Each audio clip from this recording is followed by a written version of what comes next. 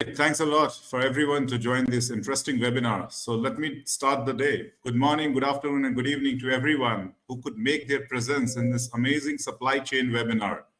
Hope you all are having a great day. Today we have an opportunity to engage in a thought-provoking discussion. I, on behalf of AI Core Spot, welcome all our esteemed guest speakers, the moderator, and all the pretty faces that make up our lovely audience. Let me initiate with a humble introduction of myself and the company. My name is Nitin Naveen, and I'll be your host for the day. I'm working as Vice President of Innovation Strategy at AI Core Spot, and I bring with me an experience of around a couple of decades in consulting firms dealing in and around the emerging technologies. My colleagues Arvind and Naveen will be assisting me in keeping today's event lively. Also, they will be stepping in to resolve technical glitches, if any. I would like to extend my sincere thanks to them for their hard work and dedication in make this event a great success. This webinar is intended to deliver the new age technological advancements in the current industry with a seamless experience. Speaking about the company AI Core Spot, which started a couple of years back, supported by knowledge and innovation partner InfoVision and technology partner Digit7. AI Core Spot aims to function as a comprehensive knowledge hub, offering valuable information and perspectives on a wide range of cutting-edge technologies around Industry 4.0, which includes a lot of emerging ones like AI, ML, deep learning, robotics, edge computing, IoT, analytics, 5G, drone, edge AI, digital twin, AR, VR, cloud, and so on. With the objective of offering an in-depth exploration of all sectors that involve technology, we introduce a different theme every month, and we have been progressively gaining momentum. Our goal is to become the leading AI-driven community worldwide, where individuals with similar interests like you can contribute to mutual growth and success. We prioritize industry-backed webinars and hybrid events, ensuring that our knowledge base is built on credible data provided by esteemed industry leaders, subject matter experts, thought leaders, and our trusted partners. Further, we nurture the content through a lot of different mediums like digital content, blogs, videos, podcasts, newsletters, to shed light on the ever-evolving industry. So join us today for one-of-a-kind webinar focused on managing supply chain risk in the digital age. We'll cover a range of topics, including cybersecurity, digital supply chain, how to measure the performance of the supply chain, and so on. Our expert panel will provide valuable insights and engage in a thought-provoking discussion that you might not want to miss. And just to let you know, there are a lot more in stores for the next month with focus on different technologies like ChatGPT, AI, ML, blockchain, IoT, AR, VR, digital twins, metaverse, quantum computing. So keep connected with us. May I take this opportunity to further request all of you to go through our website, which is aicorespot.io, for future updates. We'll be delighted to, if you share your love for us, like, share everything on our social media handles. It will keep you all updated on everything that what we propose to offer in the coming months to follow. Now, before we get started with the discussion, here are a few pocket-sized highlights to set up the tone for the intriguing learning and networking day. We'd like to introduce our community partners for today. It includes Johnson & Johnson, InfoVision, Best Buy, Digit7, Fiera Foods, and Mars, who came together to make this webinar a success. We also want to give a big shout to all our attendees who took the time to register and join us today. We know you have a lot on your plate, so it means to us that you are here to achieve your objectives and connect with one another. Ultimately, our goal as a platform is to help you gain valuable insights and build meaningful relationships. So if you walk away with even just a few innovative ideas or connections, we'll consider it a job well done. Just to let all of you know the format for today's event, it includes lightning talks of 10 minutes each from every speaker, followed by panel discussion for an hour. So let me invite first speaker for today, who is Shiva, and he's AVP, Head of Product Engineering at Digit7. So over to you, Shiva, to start this exciting day. Nitin. Good morning, everyone. Let me share my screen. Yep.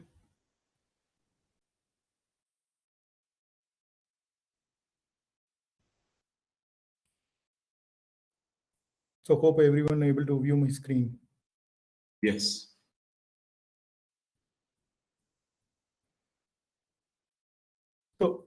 Today we will talk about the technologies in supply chain.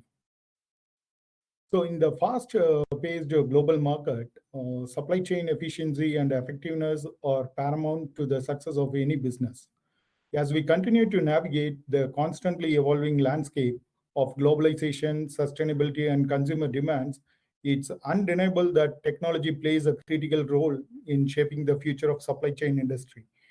There are a lot of technologies involved, but just I want to highlight a few of the top technologies that plays a vital role in supply chain. From artificial intelligence and blockchain to automation and Internet of Things, prepare to gain a deeper understanding of innovations that are transforming the supply chain landscape and driving success in these years. In a recent Gartner survey, 61% of respondents say technology is a source of competitive advantage. Many also identify several emerging technologies as a critical investment areas, with 20% investing in robotics. By 2026, 75% of large enterprises will adopt some form of intralogistics smart robots in their warehouse operations. More than 75% of commercial supply chain management application vendors will deliver embedded advanced analytics, artificial intelligence, and data science. 25% of supply chain execution vendors will have to rewrite their core application with microservices architecture. Through 25% of supply chain decisions will be made across intelligent edge ecosystems. 80% of companies will suffer significant value loss due to failure to merge their digital supply chain twin and control tower initiatives. Let's talk about the trends in supply chain. Digital transformation promotes the integration of advanced technologies like IoT, AI, ML, robotics, and blockchain into supply chains. This enables higher efficiency, visibility, real-time responsiveness, and sustainable supply chain management. IoT devices allow supply chain to gather and analyze real-time data from assets, equipment, and resources, providing enhanced tracking, monitoring, and analysis capabilities. This information facilitates better decision-making, improved inventory management, overall optimization of supply chain operations. AI and ML are revolutionizing supply chain through advanced algorithms and predictive analytics. They help in demand forecasting, route planning, warehouse management, and identifying potential risks, all contributing to an agile, efficient, and customer-centric supply chain. Blockchain provides a secure, decentralized, tamper-proof digital ledger for supply chain transactions. It increases visibility, traceability, and accountability among all stakeholders in supply chain. This results in increased trust and transparency between suppliers, manufacturers, and with the end consumers. RPA streamlines repetitive tasks and reduces human error with supply chain. By automating tasks such as order processing, data entry, reporting, RPA enables the efficient way in supply chain operations, freeing up the workspace and the workforce to focus on high innovation areas. Next, we will talk about the new technologies and strategies. So first, increased automation to free up teams from the manual way of work. Secondly, we need to implement more centralized data for better decision making. Finally, it is crucial we optimize shipments and loads. Companies are expected below investments to keep supply chain management on track. The advanced planning solutions to better sense change in demands and supply accelerate and the ability to respond. End-to-end control tower to enable real-time visibility of supply chain performance risks, opportunities, and events, and allow leadership teams to make better decisions. And last but not least, cognitive automation platforms to make real-time predictions and make supply chain decisions autonomously. To sum up our discussion, I would like to reiterate some key points. It is imperative that we keep up the pace with rapid technology advancements in order to maintain a competitive edge in today's global market. Technology is no longer a luxury, but rather a necessity for companies seeking long-term success. We also need to invest in innovations. Organization can significantly bolster their supply chain management process, reduces cost, increase efficiency, and ultimately deliver greater customer satisfaction. Supply chain leaders must be forward-thinking, adaptable, and agile in order to successfully navigate the challenges that lie ahead.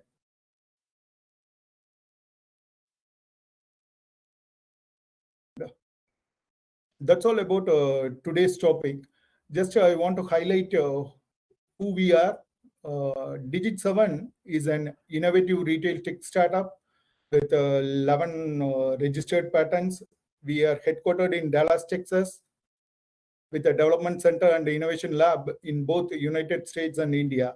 So Digit 7 offers next generation digital solutions for retail business owners, allowing them to gain a competitive advantage in their digital transformation journey while providing their customers with a new enhanced streamlined shopping experience. Digit 7's next generation products and solutions are built around significant emerging technologies like AML, computer vision, synthetic data, IoT, and drone robotics. Here are our products that I like to highlight. Digit Mart, it's a fully autonomous store, cashierless store. It's similar to of Amazon Go. We are 80% lesser cost than our competitors. And Digit Cart is a AI-based computer vision self-checkout device. We don't need to do a barcode scanning in the self-checkout area. Just place the items in the tray. Using computer vision, we will be able to recognize the products and instantly add the items to the cart. And Digit Robo, it's a fully autonomous drone solution where it flies through the aisle in a certain frequency and update the inventory of a warehouse using barcode scanning, RFID technology, and computer vision based pictures. And Digit Square is a SaaS platform that we build for doing auto annotations and as well as generate the CV model. So we are using our CV generated model from TaxSquare in all the above products. Thank you for all your time. Have a wonderful rest of your day. Thank you, Shiva. Thank you for your crisp and setting up the tone for with telling about top 10 supply chain technologies and showing what Digit 7 is capable of. Now we'll quickly move on to Anant. So Anant, who is from Johnson & Johnson, and he's taking care of revenue growth management there. His topic is maximizing efficiency and performance through digital transformation in the supply chain. So we'll just pull up his presentation and so that he can start the talk. Yeah. Thank you, Arvind, and hello everyone on the call. So I had some technical issues. I cannot share my presentation directly, but I hope you all can see the screen. So I quickly start with an introduction of myself. So I'm an entrepreneur at heart with a deep love for supply chain and technology. I really enjoy the roles of being a mentor and an angel investor, and besides being a global supply chain leader, where I'm helping organizations win. So over the last 14 years, I've led teams in APAC as well as in North America and delivered like transformation results, focusing on process, people, and the development and innovation and advancing the technological landscape of the business. I mentored several startups on the supply chain, technology strategies, revenue stream identification. And as I mentioned, I'm an angel investor, so I continue to find these and invest in them. I really enjoy building the use cases with the latest in the technological advancements and grow the businesses. So we can move to the next slide. Yeah, so the topic, as I mentioned, is maximizing efficiency and performance using the digital transformation. So I'll start with based on what exactly is transformation that we're looking at, what might be the steps towards transformation, and the change management, as we all would understand, being from the industry, is a very critical piece to see if a transformation will be successful or not, and then how do we leverage the technology for efficiencies and performance. Shiva has already shared like multiple technologies in the previous talk, and what I'll touch base is two examples on how can these transformation really lead to a massive advantage for the organizations, right? And transformation, as we all know, it's like the change is inevitable, but the progression is a choice that we all will be making. It's Transformation is basically a change where we continue to take risk towards monumental changes that lead to a significant advantage for the business. We're not talking about incremental changes here. It's really when you're shifting the paradigm for the business as we move forward. So as we move ahead, we will see that when we talk about transformation, there are several steps which maybe we can move to the next slide, Arvind. Yeah. Yeah. So when we talk about transformation, right, we really have to be on a very stable footing, right? We cannot be a business that is looking at and having open vulnerabilities where an unexpected event, which we call as put together, we call as risk, leads to a situation where we end up being in a dilemma on what do we look at, whether do we look at service, whether we look at cost, whether we look at quality, all of those discussions that start to happen. And the fun part of the entire thing is that all this discussion about future is that future is happening now. Like what Shiva covered just now in his previous talk, like there are multiple technologies that are changing the landscape as we move forward, right? And a risk for an organization is more on the ability to face and react to the challenges and the constant changes that are coming and have become a way of life now. Like none of us had expected COVID to happen, but the way I think almost all the organizations handled it is stupendous, right? It's amazing how all of the companies came back, and not only came back, they came back stronger than before. And a lot of this has to do with the digital landscape, which helped us address the knowns and the unknowns, right? So moving to the next slide, we will see like from supply chain perspective, over the last few years, what we have seen is how the paradigm is shifting from focus on service, quality, and cost of capital to more towards including resilience, sustainability, and agility. And all of these things have to go hand in hand, right? You cannot have a supply chain which is just focusing on service and quality and not resilient to to the entire changes, right? Or we just continue to focus on sustainability and agility and forget about the cost of capital. So it is a bigger juggle that we all have to be focusing on as supply chain professionals, right? So it's always easier said than done. Like change is hard, and in majority of the instances, it leads to a failure. So we can move to the next slide, Arvind. So the point comes here, like how do we undergo a transformation with minimum disruption? Or another way to look at it, how do we transform for success, right? So we can move to the next slide, Arvind. Yeah. So when we talk about the supply chain transformation with a lens and focus on the digital space, right?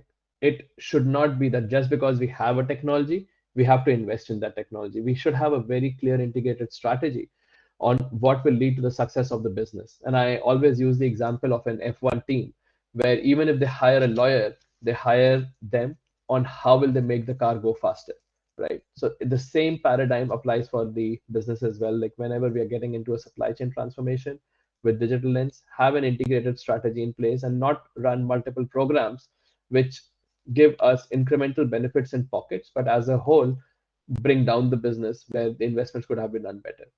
The next big thing is how do we ensure leadership commitment? And very important to have the excitement in the C-suite or the CXO levels in the organization. And how do we empower the middle management so that they have a buy-in and they have fun doing it, right? It cannot be top down to make it a sustainable journey for the organization. Very important is talent first. How do we bring the best people in the right places and ensure a mix of digital expertise and organizational experience? Another trend which has become very fancy these days is like we bring in all the people who have amazing experience and digital expertise, but don't understand business as well. And that leads to deployment of solutions which might not be the best for the situation or the market that we're trying to address. Again, when we're getting into a technological mindset, how do we have the right governance around it and measure and monitor the progress on who is doing what by when in an agile way? It's a very big buzzword these days, but how do we make it central to the organizational culture is what will either make us succeed or lose it. And of course, the entire tech and the data platform, it have to be modular, flexible, and operable. And at the same time, it has to be a business-led tech decision. Moving on to the next slide, there are multiple areas. We can switch to the next slide, please. So there are multiple areas that we look at when it comes to transformations, right? And thank you. So multiple transformation areas I was mentioning, like it starts from the end-to-end customer engagement. Always it's the customer at the center of things and goes all the way to the talent, right? Because it's the talent that will make things happen. We can go back to the previous one, please. So when we talk about the end-to-end customer engagement, like how do we make sure that the digital technology can really make the customer experiences better? We can go back to the previous slide. I'm sorry that I was not able to share it directly, and thank you, Arvind, for managing this. So, and again, when we talk about it, there are so many amazing technologies which have come up in terms of shelf and okay, we can go to the one which we're talking about the transformation areas. So in terms of how do we even look at what is happening at the shelf level, not only from the initial stage, but also at the innovation level. They have automation, we have areas of business decision making, innovation, and talent. So as we move forward to the next slide, let me give a quick example of innovation. That is something very close to my heart. And what we have seen is that in this day and age, where the consumer requirements and the customer needs are changing, innovation has to be done faster. We have to fail forward, we have to fail fast, we have to learn fast. But it's easier said than done, right? It is something which has come with an essence of time as well as cost. So how do we have a faster turnaround, which is cheaper, customizes, and gives me more personalization opportunities? Of course, it has to be an AI-enabled product to make sure that we don't lose a lot of time around it and think beyond the supply chain team. In the end, we are all there to support a business. We are the skeleton of the business. So how can we be agile and think beyond to help the business succeed, whichever industry we might be belonging to? A lot of this, like especially for restages or renovations that keep happening, a lot of AI technologies are being used these days, where you test these products right at the get-go, at prototype it digitally, test it digitally on how the consumers will be reacting to it before you even spend a single penny making a prototype physically or trying it out. FAI analysis, AI shelf test, digital twins, all of these technologies put together have really accelerated for the consumer goods industry specifically that I focus on. So the innovation cycles have gone down from close to 1.5 years for absolutely brand new product to as low as 3 to 6 months now, which is a phenomenal leap and is helping us get more competitive in the market space. Moving to the next slide, we will see another piece on how do we as supply chain become more effective. And I think Shiva covered this briefly in his talk, is more about bringing in the end-to-end transparency. There are multiple elements or multiple touch points that we look at, from analytics, transportation and network strategies, digitalization, customization, end-to-end, direct to consumer or direct to business or e-commerce, and having the agility and synchronization across. All of these are topics in itself, but all of these are core pieces where technology can be implemented to make supply chains and businesses more effective.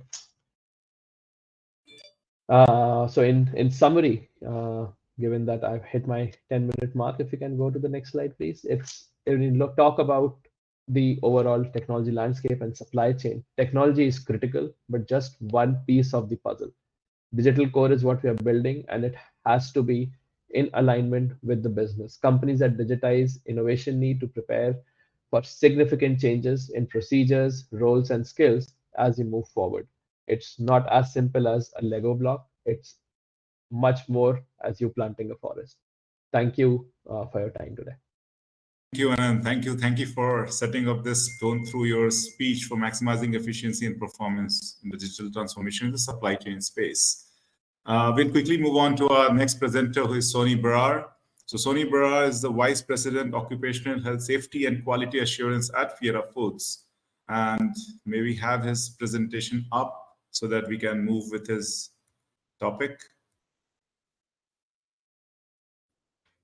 Perfect. Thank you for that, Nitin. And then while the presentation's coming up, so just quickly about Fiera Foods. So we specialize in the best premium quality bakery goods. We do business around the globe with US, Asia, Europe, and we are located in Toronto. Quickly, thank you, Nitin team. Thank you, Siva and Anand. Great presentations.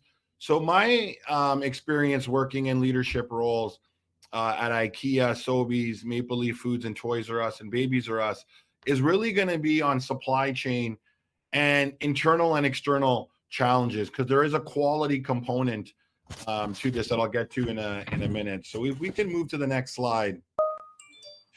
You got to look at the whole process, all right? So when we talk about the whole process, let's be honest. Supply chain chain challenges have occurred. Gas prices have increased. So the way I look at it is, listen, internally, you have your supplies or your product. It's going on the road. You're transporting to the customer. Then on the flip side, you have your customer then sending the supply. You're back on the road and sending it back to you. So how do you ensure consistent supply chain processes? Firstly is internally work with your logistics teams.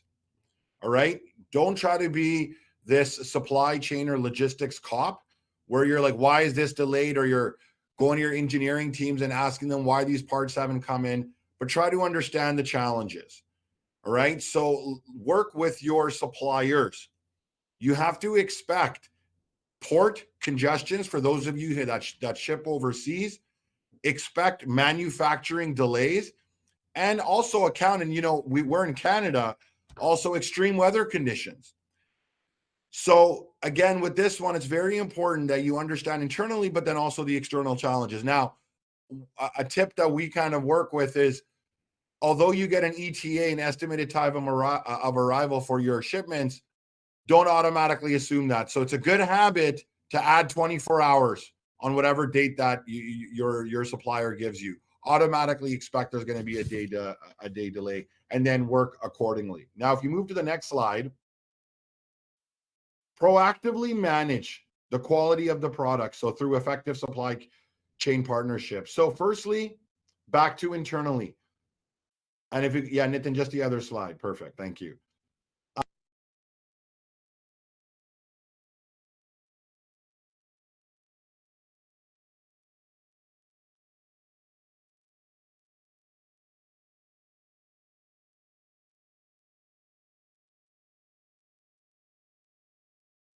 Or elevators and chains. You may have guarding on your equipment. So understand your inventory, but do a methodical approach. What are the items that you need the most? Are your elevators always going down? And is that part always needed? So now you're going to your teams and that make these decisions and order the parts of, hey, we understood this part took 30 days to come in. Let's be smart. This can happen again. So over order your quantity. Since you've learned from this experience already, this can go anything from your dock plates to even services that you're getting, but expect supply chain challenges. Like, we heard the other speaker talk about COVID. Absolutely, things have changed since the pandemic. So has supply and so has demand. Now, if you move to the next slide, it's how do you reduce cycle times and lead times? So something that I'm very big on here and the teams here is going back to working internally. All right. So you have your warehouse, your teams that are shipping the trucks, filling up the 53-foot trailers and then sending it over to your customer. Hold your shipping teams accountable.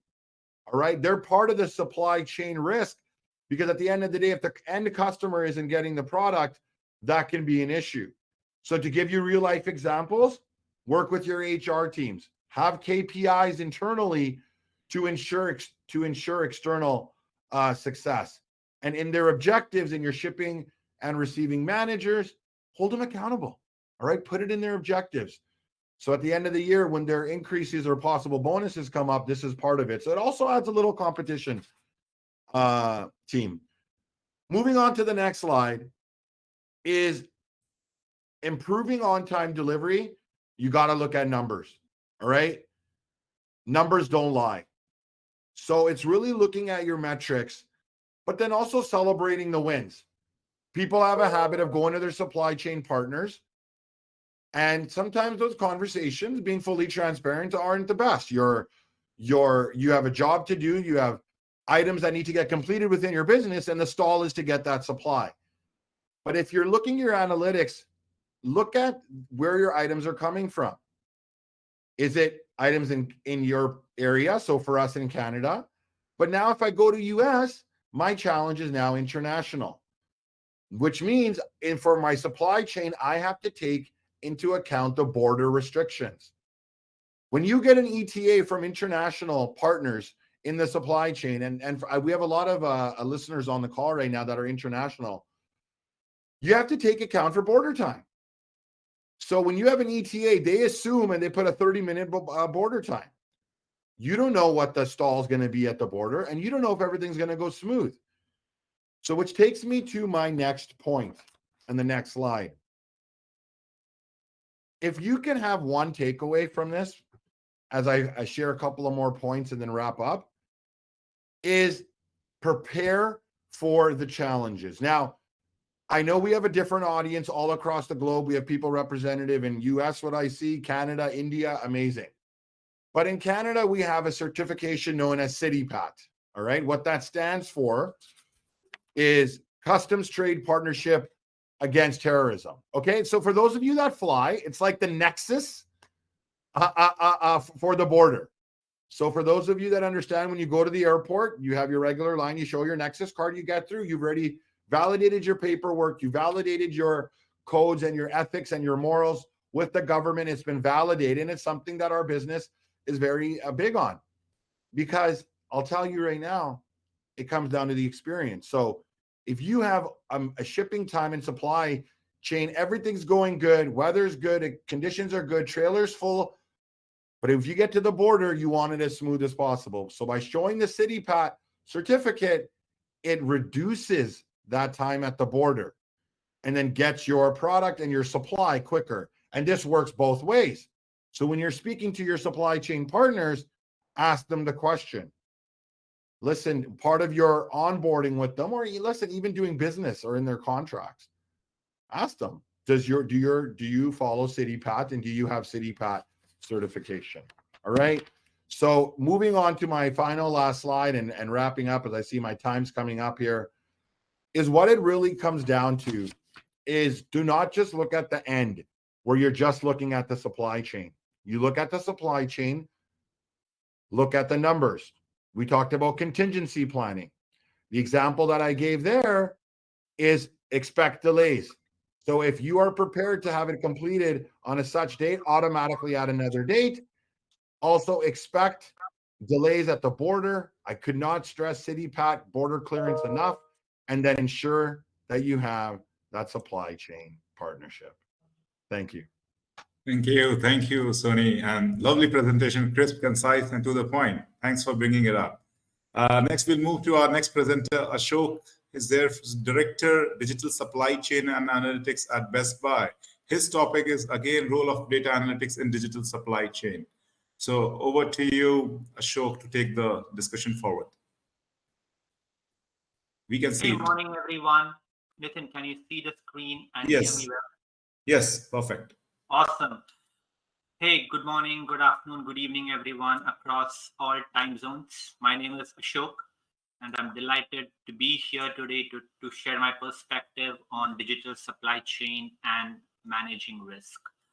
I'm the Director of Supply Chain Analytics at Best Buy, and I fulfill my passion and need to generate the next generation of talent by teaching supply chain digital transformation at Rutgers University. My career spans roles at both 3PLs or logistics service providers and shippers like Best Buy. where I started out as an OR scientist and now have evolved into what I would call an analytics voice to drive supply chain transformation, and at the same time manage a team of analytic professionals and product managers in the journey. I can affirm that the last 3 years have been very challenging, but equally fulfilling, being a vital cog in keeping supply chains going. Thanks for this opportunity, Nitin, and I'm really glad to talk supply chain and, importantly, what the future holds. It's only incumbent as someone living and breathing analytics, I start talking with some numbers. Starting with the top left, what you see here, a little bit of a US-based perspective here, but nevertheless, what we see is the orders, sales, and inventories. Right after COVID, all these numbers started climbing drastically till the middle of last year, after which they've plummeted or they've plateaued. An important point is if you look at the inventories and sales, which are the orange line and the gray line, you can see that the inventory to sales ratio is now back to levels seen prior to pandemic. And if you can observe the middle of 2021, when all retailers and all companies were operating at really low inventories compared to sales, right? Inventories are still up, but compared to sales was really low. Moving to the right, the top right chart, you can see 3 indices that demonstrate the state of global supply chain. And what you can see is 3 consistent patterns across 3 disparate periods. Prior to COVID, all 3 indices were hovering around 0 or the average value, signifying, let's call it, typical normal operating health for supply chain. Post-COVID in 2020, all of them started a steep climb, peaking in and around middle of 2022, after which all of them have started abating. Interestingly, you can observe 2 of these have reverted back to what you can call normal operating or a new normal for supply chains, while one of those indices is still high. A very important question to ask is, are supply chains back to a normal or a new normal? Or like the orange line here, are they still stressed? If we look at the bottom left chart showing transportation trends, we can see the transportation is one supply chain function which I believe has, is off its stressful past. Across modes, we can see the volumes and rates have come down to almost pre-pandemic levels. When we think about overall digitization, I would like to continue focusing on what is prevailing knowledge on the most critical element of digital transformation: people, and upskilling people for the digital age. Now, when we think about a supply chain workforce, most of them have worked with technology for years. They trust technology. But what about analytics? And here I have a 4-point plan for digital upskilling in data and analytics. 1, document processes, because unless the processes are fully documented end to end, it is really hard to drive change through analytics or technology. 2 would be incentivizing data governance. All of us know the proverb, garbage in, garbage out. And as an analytics professional, I know the amount of effort data engineers put in to cleanse data. Why don't we fix it at source? Why don't we improve data quality at source by incentivizing the right behavior so that the insights generated are far more credible?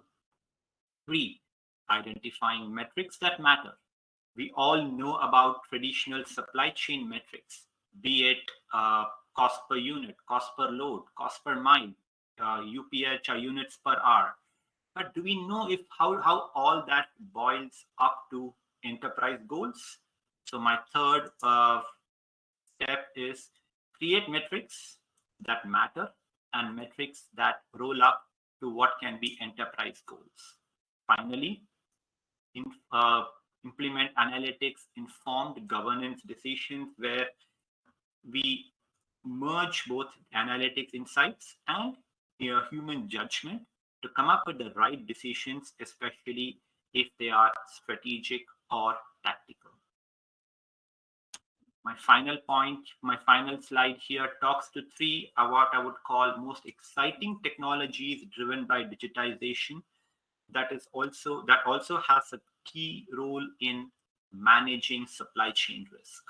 Across three, be it control tower, IBP, or integrated business planning, or supply chain digital twin. All three leverage or let's call it industry 4.0 technologies, be it cloud computing, AI, and all the other related technologies to really help, let's call it, manage risk. We really cannot avoid risk, but these technologies, couple of which I've had I have the privilege of working very closely with, have been game changers in organizations' ability to not just monitor risk or wait for risk, but manage and create SOPs so that when those eventual disruptions do happen, the organization is better prepared than earlier times. A very good example could be the supply chain digital twin, where, as you can see, all these use cases, some of these very relevant to us, right? Be it cost to serve, understanding the cost of every element, every node, every leg of a supply chain, so that we can take right decisions. Risk management. What is the effect of a hurricane knocking down a warehouse in southern Florida during fall season, right? These are events that happen every year. We as supply chain professionals react to it, but it is more of a reaction than a thoughtful response. That is where all these technologies come in to help organizations plan for these disruptions so that when they do happen, we are not scrambling. I think I'm pretty much at the end of my time. Thanks, Nitin. Really glad to be here and continue the discussion on supply chain and digitization. Sure. Thank you, Ashok, for the lovely presentation, crisp and concise as well. We'll quickly move on to our next presenter, who is Lee. Lee is Global E-commerce Food Chief Enterprise Innovation Architect, taking care of digital ecosystem and strategist at Mars. So his topic is optimizing the commerce consumption ecosystem. We have put his presentation up and we'll let him do the talking. Very good. Hi, everybody. Thank you so much, Nitin, Samir, and Arvind, for all your hard work in getting this together and aligning with such a stellar group of colleagues and participants. Thank you, Ashok, Sunny, Anat, and Shiva for really setting the table for me. I'm with the Mars Corporation. It's a $45 billion privately held food company that's global. Many of you recognize us from our candies, but you also may recognize us with the world's largest pet care. And I say pet care because we're pet food and we're veterinary services. We're also in the food business. So a lot of our foods, different in various regions and geos, and that's a big part of our world. I too am stuck with two challenges today. My video is not here. Please go to the next slide. I'll be pinging Nitin to move my slides along. So on my next slide, I'll be also using my slides separately on a computer.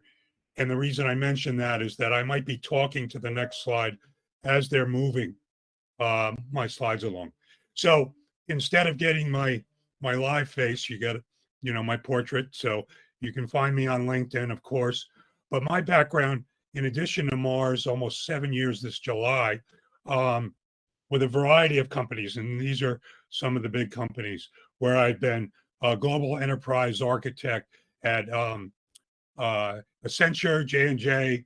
But I've also been involved with technology companies, media companies. I ran a retail business that we sold to Bed Bath & Beyond, which is Bye Bye Baby. So it sounds like between Sonny and I and Ashok, we've got retail covered, as well as supply chain manufacturing. My background also includes I'm professor of e-commerce information systems to the graduate program at Hofstra University. Been doing that for 10 years. Next slide, please. Quick disclaimer, these are all my opinions and not Hofstra or next, please, or Mars. Okay, so today I want to focus on optimizing the digital commerce consumption ecosystem. You know, I want to take a lot of the ideas and thoughts from my honored colleagues that have presented before me and take it to a little bit different level, but more of a foundational level and strategic level, and apply it to the distribution, supply and distribution channel for digital commerce and the consumption end of the supply chain.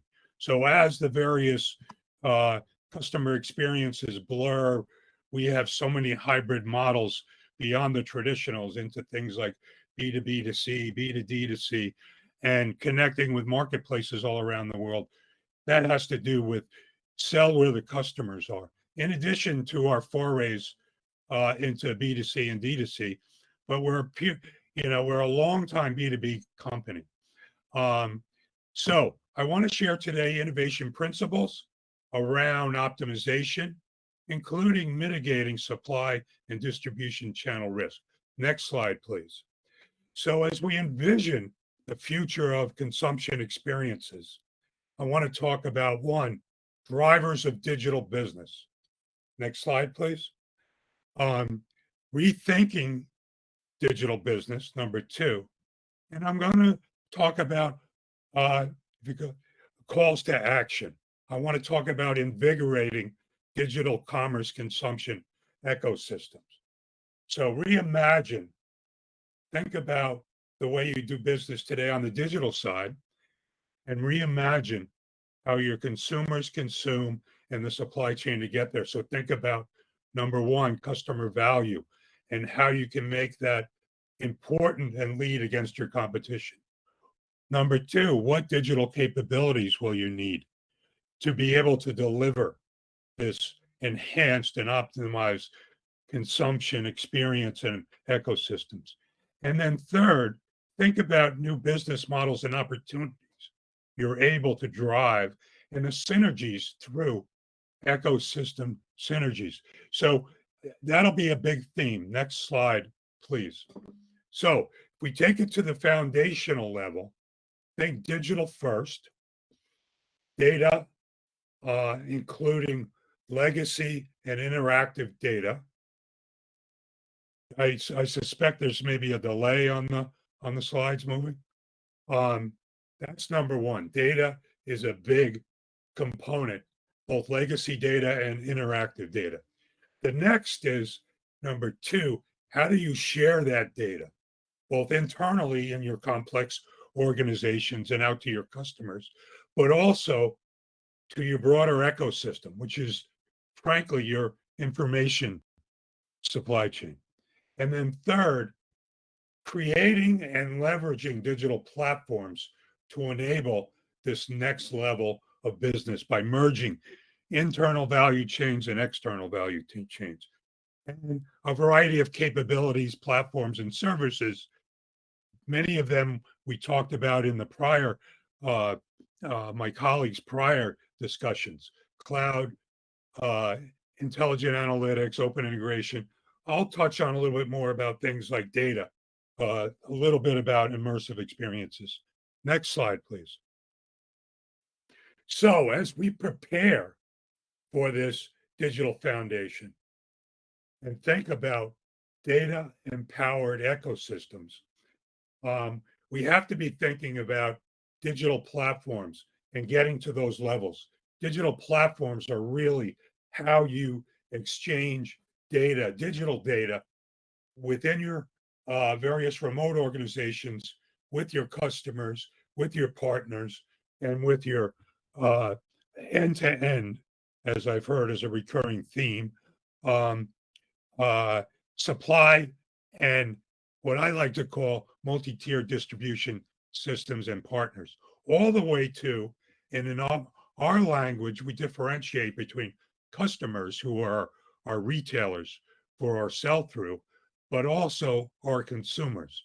Because at the end of the day, when we're selling through our retailers, the mutual consumer is what we're going after and helping that experience all the way down to that level. The next piece is interactive data. And we're going to learn more about this in subsequent slides. Just a few more I want to go through a little quickly because how much time? We have like 3 minutes, I think. Okay, next slide. As companies digitize, forward-thinking legacy companies are adopting essential digital foundation learnings from digital firms, purely digital firms, the Facebook, the Amazon, the Googles of the world, the Tencents of the world. And what we'll see from an industrial mindset and applying that to intelligent automation. So you have automating your industrial world, your RPA, your robotic process automation, and then applying it to intelligent automation, where your knowledge workers and your consumers and your partners are involved. So sensors and IoT can provide interactive data. It's essential to develop these as means of sharing data with your partners and your suppliers and your customers, and using this interactive data captured, in this case, through sensors and IoT, to build digital platforms that create new, profitable, next slide, business models. So this type of data,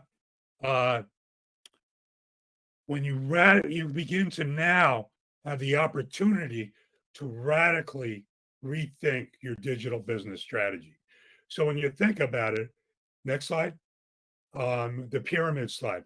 At the top of the pyramid is digital business. What is it? What does it mean and why? So I like to look at this through 3 levels. 1, ecosystems connectivity. We talked about that. 2, a unified omni-channel experience, which includes the supply and distribution chain. And then through these 1 and 2, enhance customer supplier ecosystems relationships. If you could move to the pyramid slide, I'd appreciate it. In the middle, you have digital enablement. This constitutes digital platforms, as I mentioned, but also, as you've heard from a variety of my colleagues, AI, real-time intelligent experiences. But you need to be thinking about continuous digital development. So the outcomes shown at the bottom of the pyramid, and maybe we can get to show you that in a little later. I'm not seeing it on my screen. How do digital strategies for business ecosystems help? Well, real-time order and status visibility is huge in the optimization of your supply chain. Real-time inventory visibility at all levels, end to end. Unified experience, we talked about that. But more importantly, we're at the bottom now. First-time orders, first-time right orders, which is a big challenge for companies like ourselves trying to do business with tens of thousands of retailers. Next is open integration with the ecosystem. So not just connect with them, but have open integration so you can scale that and do that easily. At the end of the day, you're going to have improved understanding of your customers, suppliers, and partners. Next, if we could hit on a couple more slides. If we look at the journey map, I recommend you take the time to journey map your digital experience from my account through digital orders, through delivery. So this is mapping the end-to-end supply chain.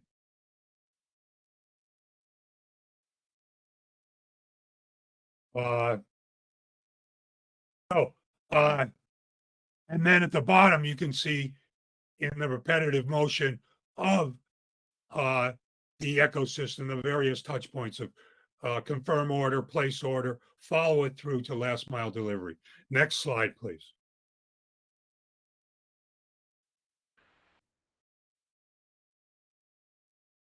Sorry, I'm trying to get my thing working here. Okay, next, radically rethink with digital capabilities. We'll kind of skip over this slide. After that, I've talked a little bit about the differentiation from an end-to-end perspective between internal production value chains and ecosystems to the external, to the value chain of an organization, to the consumption ecosystems. I've provided some graphics along those at a bit more detail between the you can jump to the next slide, which is an infinite feedback loop. And then you can see how these can extend out to much broader multi-nth degree ecosystems. So at the end of the day, legacy systems in a day in the life, using manual, tried, kind of ordinary day in the life experience, pre-digitized, to more self-service automated chatbots, providing unified experiences where customers and suppliers and activity has a lot of active intelligence. So you have improved customer relationships, frictionless experiences, and products and services that get to the consumers through the supply chain seamlessly. So rethink your services and customer interactions, reimagine how to deliver digital, and leverage new ecosystems. Thank you very much for your time. Thank you, Lee, for your lovely presentation and setting up the last talk for this particular thing which is going on, which is a lightning talk.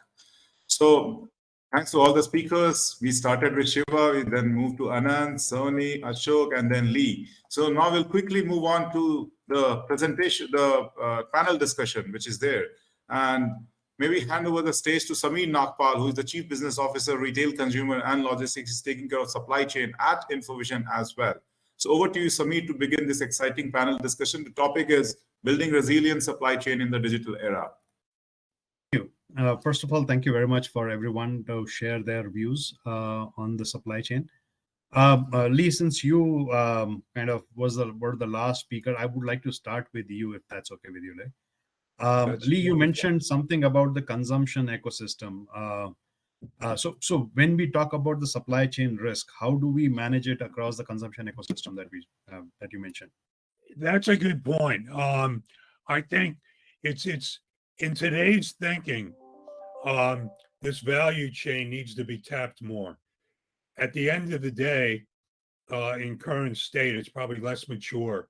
Well, it's way less mature than the internal value chains of legacy systems, which have been around since the days of Harvard's Michael Porter and the like. So as we extend these out further, we have to begin collecting this data. So we know about CDP systems, we know about first-party data collection and trying to get that. And I see Sunny shaking his head and Ashok shaking their heads. It's tough working, between manufacturers and retailers. Typically the end consumer data has been guarded. So how do you begin to get that? Some of the ways you got to begin, and the example that I gave is through product-led information. So the sensors, the IoT, can we track it down to the last mile delivery? We know what regions it's going to, and the like. Now, the trick question, and I've just recently posited this at a talk with friends from other retailers, and how do you get that consumer data way down at the end of last mile delivery and the like, and how do you get that back with their consent through the retailer back to the consumer? So right now we're on typically anonymizing that data. We're going for trends. So we have to continue working that. We have to work on consent management, because we not necessarily can just take it because we bought it, our product, through the retailer. The thing the consumer at the end of the day, the way I look at it, is they're buying our brand, even though they're buying it through a retailer. So at the end of the day, if something goes wrong with the product, they're going to call our helplines, and we need to know more about what happened. So we just got to make sure the risks and regulation and legalities are covered, and that's where we work with our legal teams on that. So there's no silver bullet yet.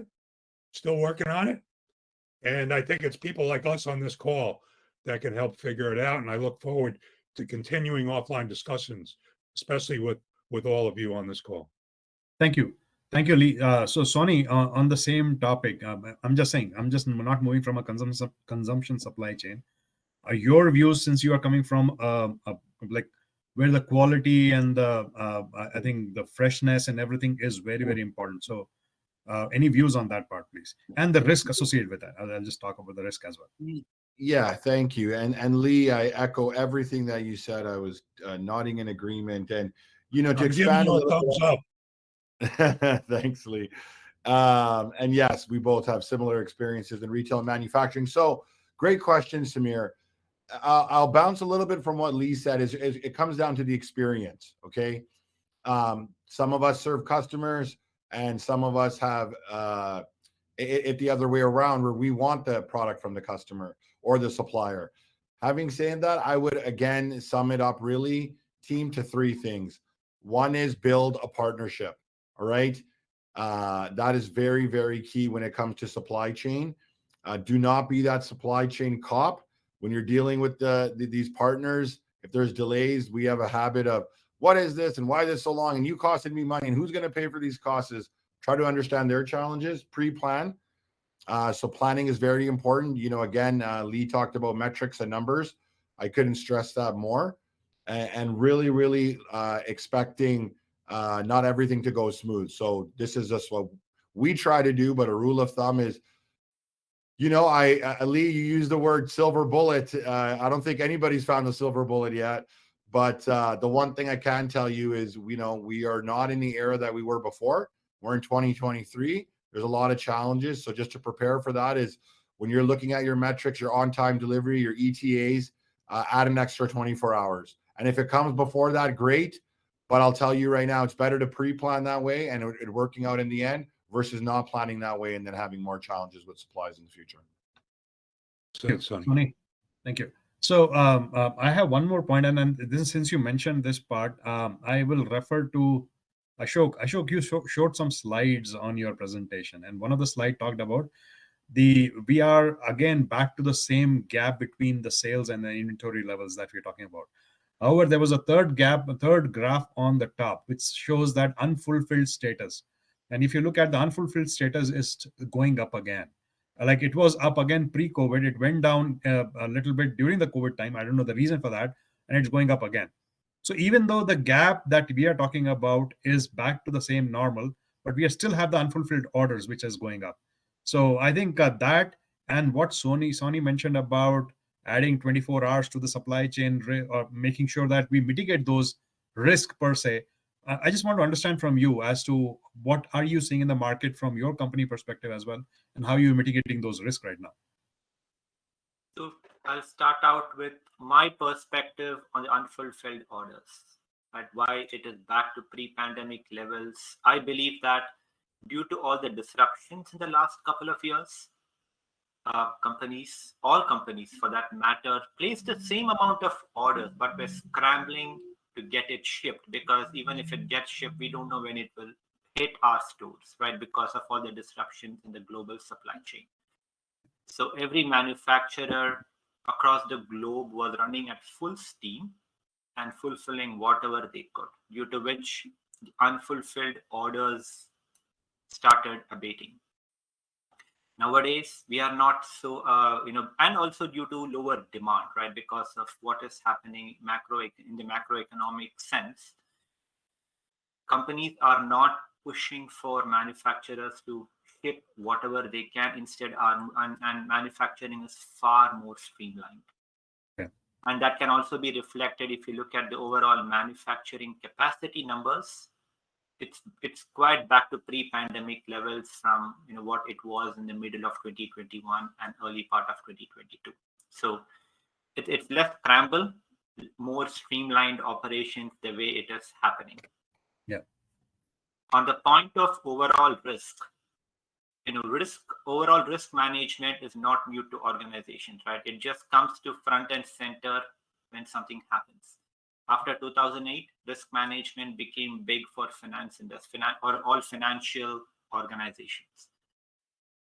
For supply chain, there were some organizations I'm sure are at the forefront of it, but COVID has made a reason for supply chains to tackle risk management as one of their big rocks to move going ahead.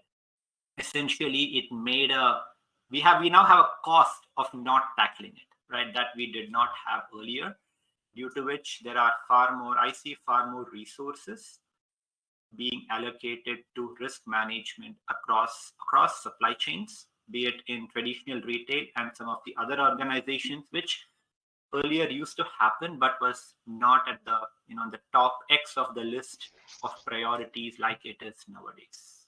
Got it. So I'll pick on the risk topic, and I think what I heard from all of you, there are a few type of risks that we covered. We covered environmental risk, we covered the geopolitical risk, we covered the technology risk. So Anand, I'll start with you actually. In your view and in your let's say with your experience and your organization, how are you dealing with some of those kind of risk? And I'm talking, you can pick up any risk you want to talk about, and I'll probably have this question bounce across all the panelists out there as well. Sure, no, thank you, Samir. So I'll weigh in a bit on what Ashok just mentioned, and then go to the risk, because these things are linked together. So one of the trends that we saw during the pandemic was lack of availability, and people were ready to take up whatever was available, right? Not only within the organization like Johnson & Johnson that I work with, but also with the startups that I was working with. Choice was not a choice for the end consumer. And that led to a lot of reduction in open orders for that matter. Whatever is available, I'll take it. Now that choice is coming back, and product mix is again rearing its head and causing a lot of challenges within the supply chain.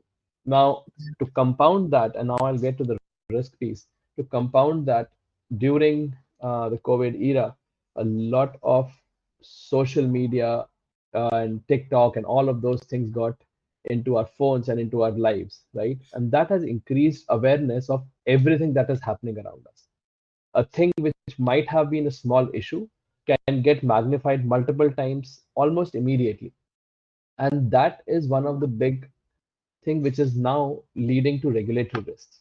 Not that the companies are not doing the best to make or be averse to whatever is not right for the consumers and the businesses, but a single issue maybe which happens in California, which has always been at the forefront within the United States with all the legislations, immediately blows up and becomes big across the US and across the globe. How do we attack it, and how do we make sure that we are always looking at these regulatory risks, compliances, and are always at the proactive edge, so to say? Regular audits, understanding that, bringing that visibility into the setup, and that's where blockchain and other technologies can play a very important role, and making sure that we always know that what we are buying and what we are processing and what we are selling. Another piece is, how do you handle the disinformation which goes out? And that brings in more, not only from the supply chain, from the business standpoint. How do we continuously scan the social media and make sure that our messaging, our communication are directly to the consumers and not relying on a few bursts of news that are going out? So I'll also touch upon a little bit of data that Shiva shared with his presentation. I wrote down because it was important data. So in his one of the slide mentioned 61% of the companies will be using technology for their competitive advantage. 75% of the companies will be using smart robots by 2026. 75% of the companies will use AI, advanced analytics, and data sciences for their future. and 25% is going to use edge systems across the board. Now, my question comes like with all the technology things, and all of us are using technologies in their supply chain. How do we tackle the supply chain technology risk, I would say, or technology, because technology is enabler, but it also has its own pitfalls, I would say. So how do you plan, or how do you envisage how your companies are going to kind of adopt some of the technologies that we are talking about, and what are the safeguard measures that you will be going to putting in place to make sure that we don't get into some of the wrong side? And Lee, if at all you want to start with that, because you mentioned a little bit on the data side as well, data sciences as well. So if Lee, if you can just touch base upon some things on those part from a technology, I think that we can kickstart this from other analysts as well. Sure. And I think at a high level, can you hear me? We can. Yeah. Okay. At a high level, I think a lot of the technologies that need to be focused on, I'm part of a group that was really started and optimized at my current company about four years ago. So we went from a very immature enterprise architecture footprint. We went in size from 2 people reporting to the CIO to 15 people reporting to a chief architect with multiple sub-chief architects underneath. And why that's important, because I look at it from the perspective to reduce technology risk, you got to have people within the business side, as well as from the way we do it from a central role, plus federated roles, because we're all over the globe. So those are important from the idea of strategy, people, process, data, and technology. Those are 5 key elements that have to be part of it. Today, I focused on data because we're really struggling to get more and more information, to have deep insights, to have insights into behavior, but also to new ways to serve, to have a better supply chain channel, but also customer experiences. So as we begin, and the reason I mentioned the strategic nature of enterprise architecture, you can't just look at the technology. So I'll throw that in, Samir. You reduce technology risk also by making sure, first and foremost, you understand business value of what you're trying to do. We still, to this day, have technologies coming in from all our businesses. Everything comes through us, through enterprise architecture for validation. Much less so in year 4, where it's a bright, shiny object and we just want to do this. Well, what do you want to do it for? The businesses know now to come in with business value, and then we work on how we're going to approach that.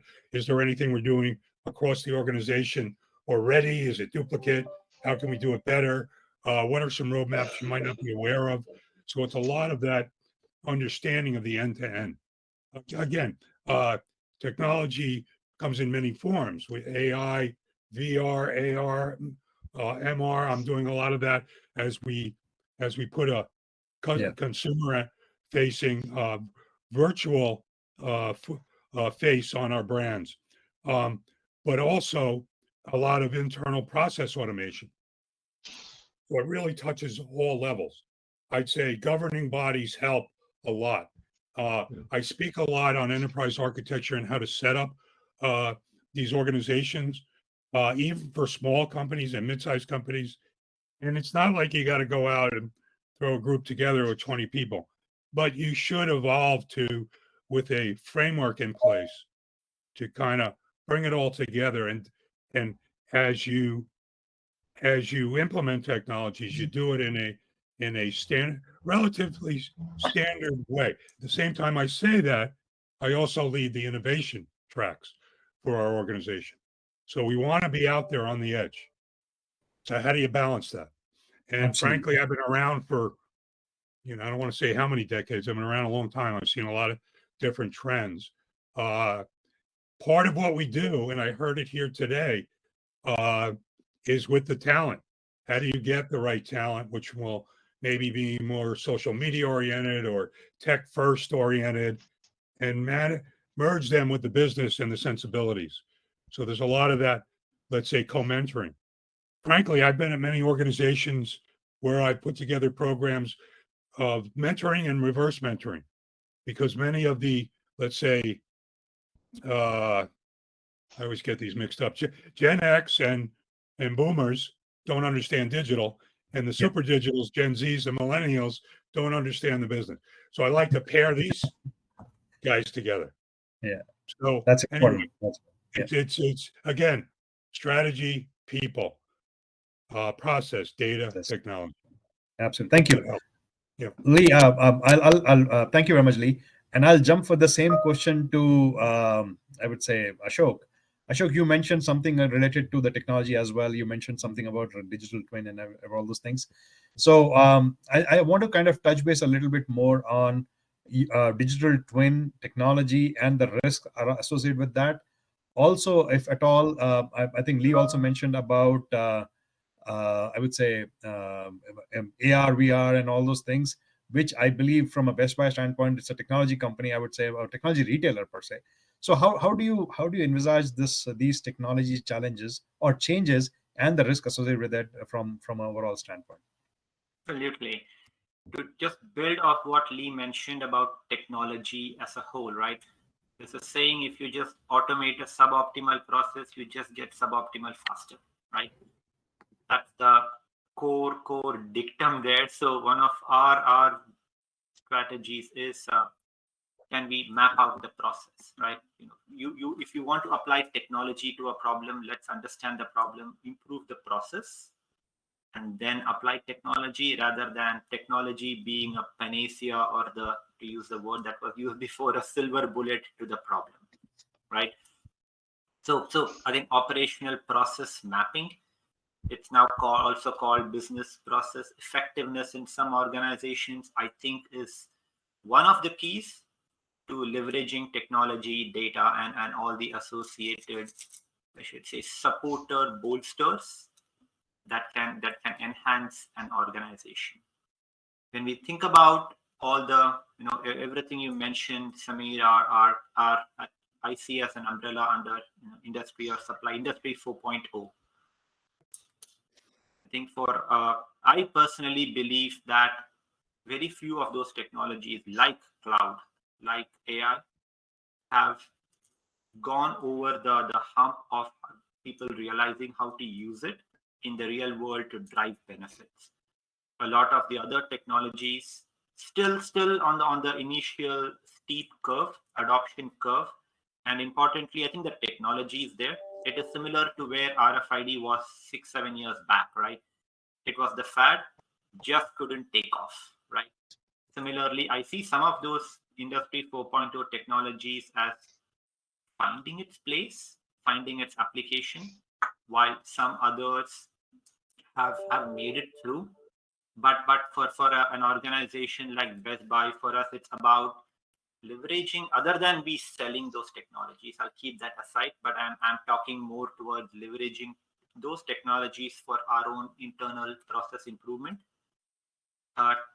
Taking a slow journey, identifying where it makes sense, and importantly, focusing on the process and people. Obviously, with process comes people, and all of us have seen, I believe, enough literature that talks about people being the biggest key to success in any change management or transformation.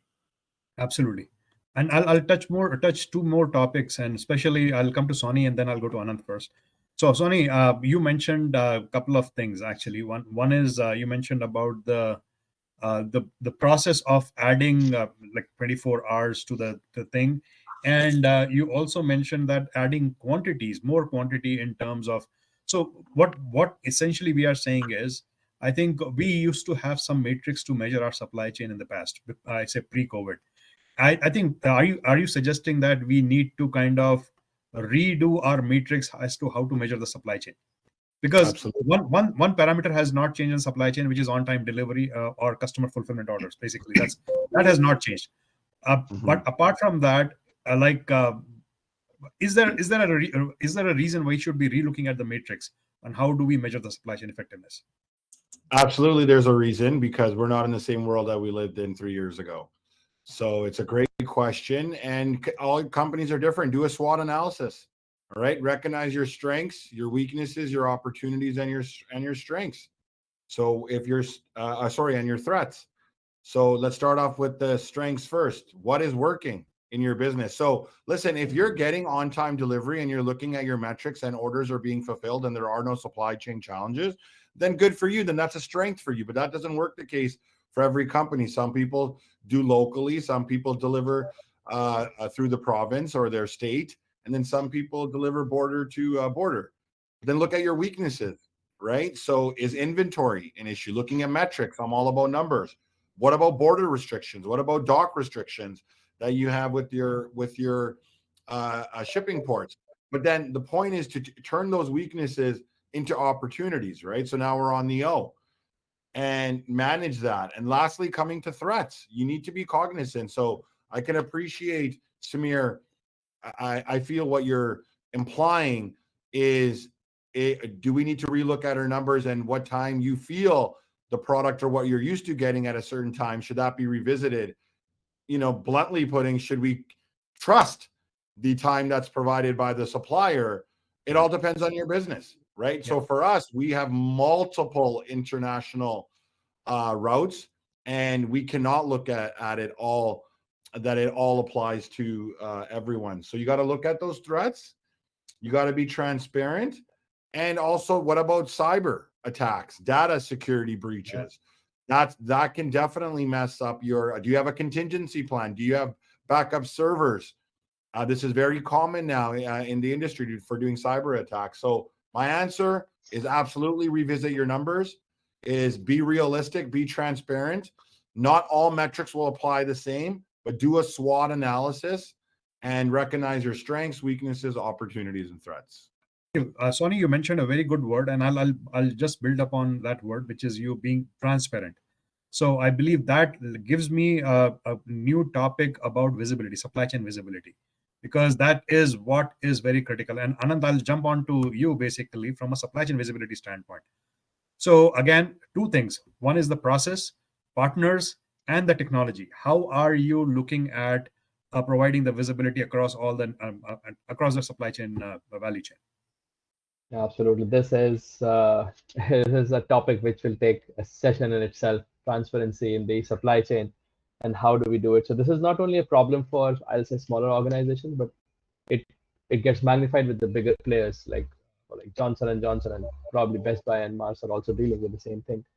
The level of complexity that comes in is huge, right? And we involve multiple parties, and lack of visibility into supply chain results not only in delays, it results in quality issues.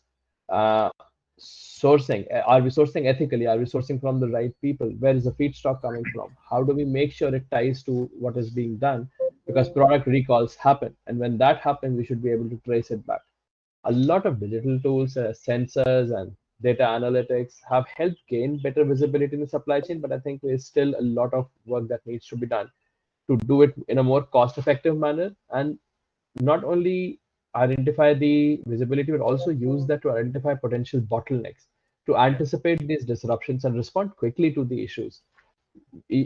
As much as we would like to be proactive, we still have to react to certain situations. And how do we respond quickly is where a lot of technology comes in like, for example, blockchain, like, and let me go to a high value, high risk supply chains like pharma, where beyond cost, you are playing with lives of the patients, and not just playing, you are dealing with lives of the patients at times.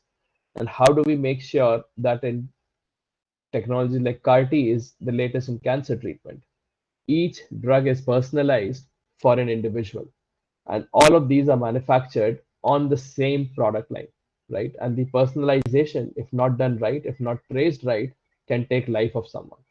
And how do you build all of these technologies and really make sure that this transparency continues to be a lever of differentiation within the supply chain, a lever of competitive advantage, rather than a defect for us? Absolutely. Thank you. And one more point that was discussed amongst all of us was the cybersecurity. It was brought up. So yeah, I just want to touch base on that. And Ashok, probably I'll start with you and then go to Lee and then Anant and yourself. So how are you looking at cybersecurity right now? There are so many challenges, so many technologies also available, but again, I believe there are people who are one step ahead of the technology or one step ahead of the checks and balances we put in place. So what are the things that you see around in your from a supply chain or the business standpoint that you see? So for us, cyber, I would say security and cyber security front and center across the enterprise, not just in supply chain.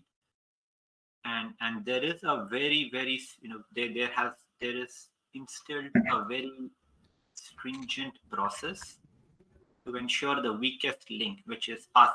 People don't be the cause for any data breach or any such event. So, and even when we look at our supply chain, we have cases where we have monitoring happening of high value trucks that are coming in. We even have security coming in with those trucks, right? Even moving beyond cyber security. Yes, across the board, we even have a chief security officer now to focus on it, but not just for IT infrastructure, but across the enterprise and everything related to security. Awesome. Lee, coming to the same topic of cybersecurity, how have you seen, and I'm talking from both your perspective. The reason I'm saying is both of you are teaching in schools also. So Sure. how have you seen this cybersecurity threat being handled? Yeah, so cybersecurity is a big part of information systems that I teach at the graduate level, but that's, you cover quite a bit in that. So it works very well with our approach as enterprise architects. We are partnered at the hip with our security architects. We do everything together in terms of assessing, and we work together on standards. And these colleagues have are very talented and have very precise technical, but also they're part of that group that we help them understand the business too. So we make good decisions. So there's a variety of things. I'm just going to touch on a bunch of them. We always make sure that we bring in our legal when needed, because we're doing so much business in so many markets and so many geos. So that could be global legal and local legal. But from a security technology perspective, we do an assessment of everything that we're going to roll out into production in any market, globally or regionally or locally. These assessments include in-depth security audits. If we're doing an upgrade, it'll be a light touch. We do PIA assessments, which are personal information assessments. And that will include, especially in my area of e-commerce, PII, so personal identifiable information. So a lot of the interactions with not just employees and customers, but consumers and other business partners, but also the payment technologies, especially when we're partnering with third-party payment gateways. So as we look at these production systems, ecosystems, and these consumption ecosystems on the external side, we're doing more and more with cloud and SaaS environments. So even internal systems where we might host our own private clouds, but we're working with public clouds, and a lot of our quote unquote vendors now are providing SaaS and cloud technologies. We put them through rigorous security assessments also before we go live with any of those. Unfortunately, years ago, many of us on these calls have been hit by, ransomware type of activities and the like. So we're constantly diligent on that. And I'd say it's really diligence, cooperation, collaboration that help us drive a safe environment. Thank you. Sonny, you started with the cybersecurity threat and everything. So do you see any other things which you are adopting from a cybersecurity standpoint right now? You're on mute. You're on mute, actually. Sonny, you're on mute. Oh, sorry. Yeah, No? now it's okay. Now it's okay. Now it's Okay, okay. perfect. Okay. Yeah, listen, I won't talk about my company specifically. Yeah. I'll talk about experiences. But what I can say is, cybersecurity is a serious threat that's in the business. It can happen to have contingency planning, but it's expensive.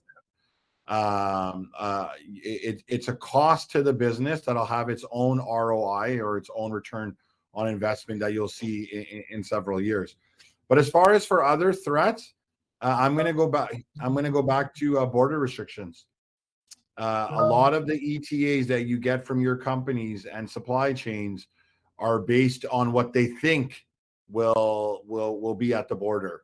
And if you don't have clearances and all your paperwork ready and working with supply chains and their companies, I feel like one of the biggest gaps that companies have is you're so focused on internally with your logistics and your challenges and your trailers and your truck drivers that we're not talking to our supply chain partners and ensuring that they have the right type of clearances to ensure that transition through the border happens, and then you get your on-time delivery. So one small topic that I actually was wanted to discuss with everybody, and Ashok started talking about this a little bit, about the adoption of the new technology, actually, which is like the IoTs or the AR, VRs and the AI, MLs and all those things.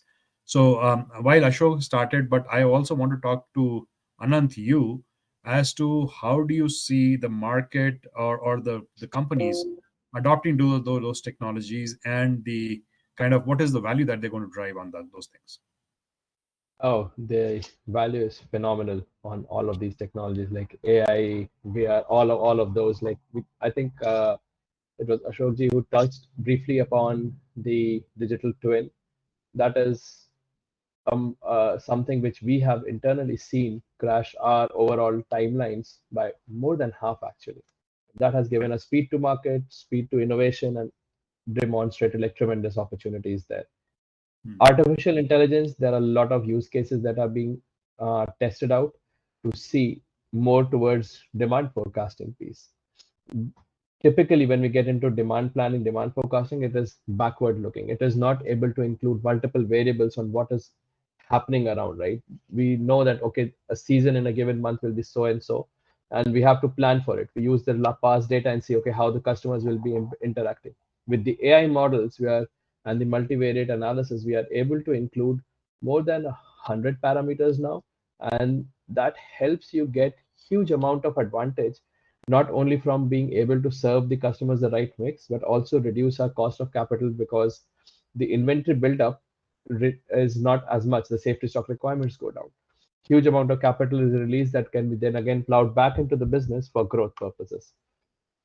Virtual reality. We all have manufacturing sites to be doing business and supplying to our consumers, right? And machines fail. There are some failures which can be addressed quickly by the local technicians, but once in a while there are failures where it cannot be done, and that is where virtual reality is helping us immensely. How can you have Google Glass kind of setup? We don't have Google Glass, we use a different technology, but how can you have a Google Glass kind of a setup where it gives step-by-step guidance to the technicians, but at the same time, if it is not being resolved immediately by them, how can you bring in global expertise without them actually having to travel, right? Yeah. And solve these problems much faster, helping us respond to the consumer requirements without any major disruption. Yeah. IoT, again, maintenance costs have been going down because by leveraging these sensors, which are wireless in nature, you put them on all the motors and conveyors on your machines, for example, and they give you signals way in advance. Like Amazon has recently come up with their not recently, it's a year and a half old now, a very simple suite of sensors and their own cloud-based system, which is cheap to implement, quick to scale, and gives you an amazing advantage with respect to your maintenance cost, your MTTR, MTBFs, all of those KPIs, like mean time between failures, mean time to repair, all of those KPIs, and improves the supply chain significantly. Absolutely, thank you. And I believe I think we had our supply chain discussion in the past also, and we talked about the automated guided vehicles and all those things with the new technologies in the warehouse space and all those things. And Shiva mentioned something about the robo, that the drone solution that is done or that is used for Yeah. monitoring the inventory or doing the cycle counting of the inventory without human intervention and all those things. I think we are working through those, and I think that things are helping us to be in the right direction. Now, I'll jump on to Ashok with the same topic to you. What are the things that you are seeing in the market or in your company? I'm just saying based on your experience, which are working out, which are not working out. And I can give you example. Since you mentioned and digital twin, I'll give you an example. Ashok, since I come from a supply chain background, and I met one of the global CTIO for one of the oil and gas sector, and they are using digital twin to create a complete digital twin for the oil rigs. So they have oil rigs in Texas, they have oil rigs in Black Sea, they have oil rigs in Alaska. Every single oil rig is a different landscape or a different. They have put a different structure that they're putting. One is doing in the Black Sea, drilling in the like high sea and everything. Alaska is a mountainous landscape. Texas is a absolutely plain landscape. They have created digital twin, and they actually are using it for the preventive or the proactive maintenance, or at least figuring out what is going wrong and what is not working right and all those things. So I'll just give you an example, and you mentioned digital twin, so I'm hung up on that for some time. But yeah, I want to understand from your point of view, please. Ashok, you're on mute. Sorry. Few byproducts of this increased focus on risk, I would say 3 areas of many that I see at the forefront.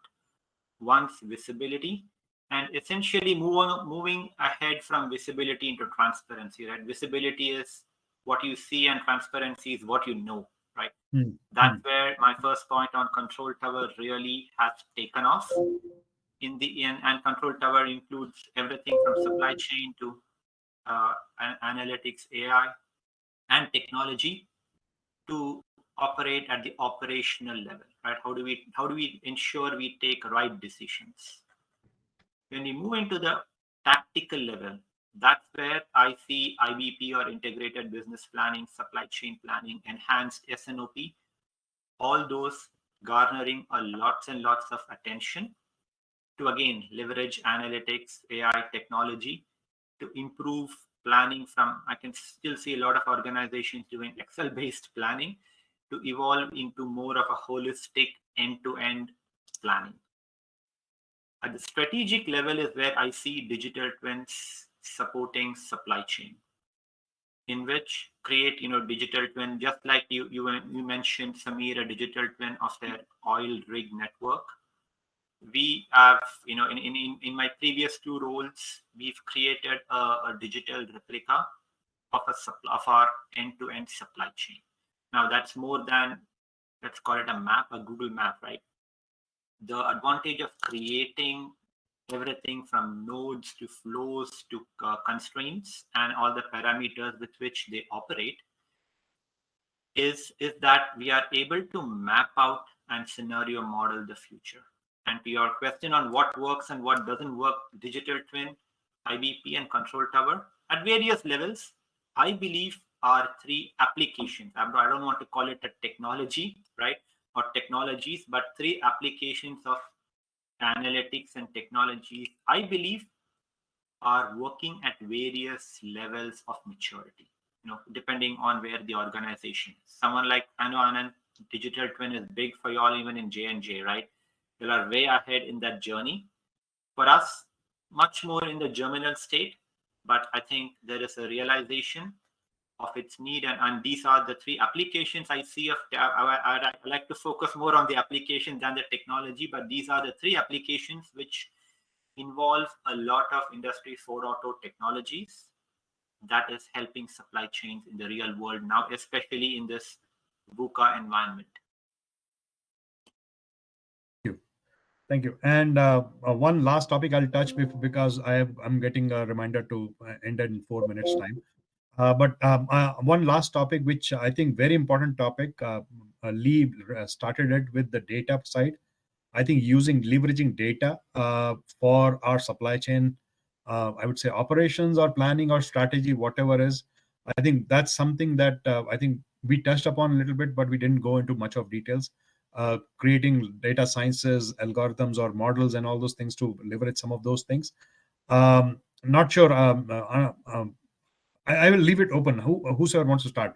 Lee, I know you started it. If you want to touch base a little bit upon before we jump on to somebody else, if that's okay. Sure. I think what's interesting to me is think about this as you look towards your data empowered strategy that affects, I like to leverage the idea of the end-to-end ecosystem, but the enabling power of data, the central role of data, and the opening up of new business models and opportunities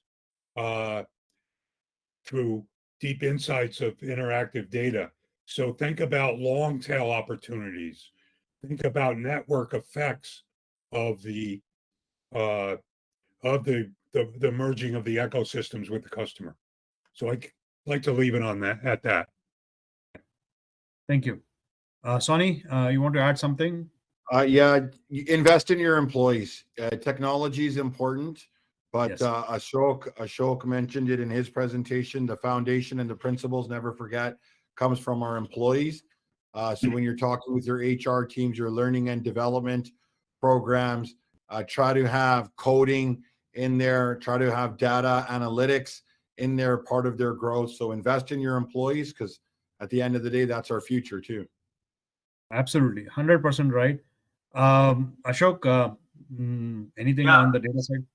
Absolutely. I'm glad when someone living and breathing in analytics. I really I'm pleased when I see a saying that says data is the new oil, right?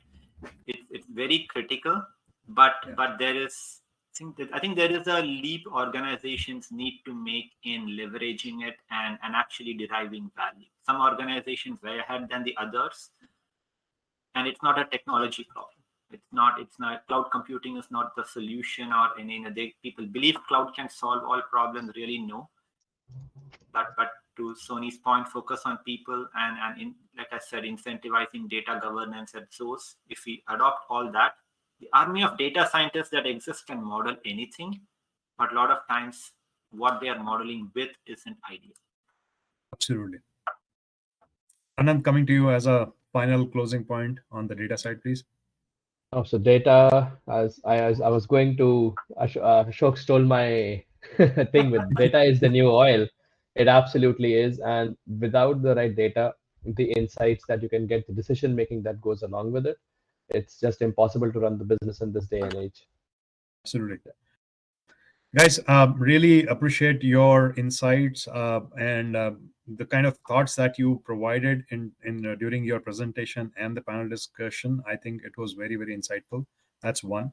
Second is, I think there are risks that we are mitigating, but there are certain risks where we are, I think we may not be able to anticipate the gravity of those risks. Like, for example, what happened at the US-Canada border, where all the trucks were lined up and they were not able to get in. I think that impacted a huge supply chain. The ship getting stuck in the canal, and that led to almost like delays so even though it was stuck for a few days, it led to supply chain delays for months and months of delays. That I think those are some things we cannot anticipate, but we can actually use some of the nice things that we talked about: the people, process, technology as the enabler, and investing in people in terms of investing in data. I think those are some of those things we can use to control or manage the risks that we can still manage. Like, not talking about the non-manageable risks that we are saying. But thank you so much for your time, gentlemen.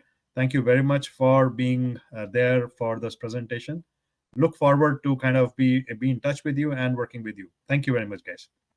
Thank you, Samir. Thank you, everyone. So just to wrap up, I'll just wrap up the discussion which we had. So first of all, we obviously extend our gratitude to all our community partners who came together, the esteemed speakers and the attendees who participated in this forum, which provided a platform for knowledge enrichment through the various things which we discussed today. Our panel speakers were exceptional, and we appreciate their willingness to come together and share their valuable insights. Further, If any of you feel you missed something and wish to look back at this session, let me inform you that today's event was broadcasted on the YouTube page of our company. So you all can see the recording anytime. And if you are looking out for recent technological updates and advancements, log on to our website and social media channels. We'll be sharing lots of knowledge sharing topics, details, announcement of the next events, and much more, which will help you register and attend the same. Before we pull the curtains on, we'd like to thank Infovision, who is a knowledge and innovation partner, and Digit7, who is our technology partner. To understand more in depth, connect with them. All of you can go through their website, which is infovision.com, and stay abreast with the technological advancements.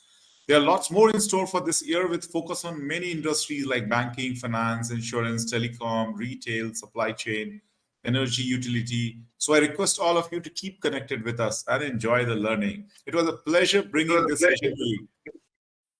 And we hope that you enjoyed it as much as we did. We look forward to having more sessions with you. Take care and have a lovely day ahead. Thank you, guys. Thank you very much. Thank you, everyone. Thank you, guys. Thank you so much. Thank you all. So much. Bye.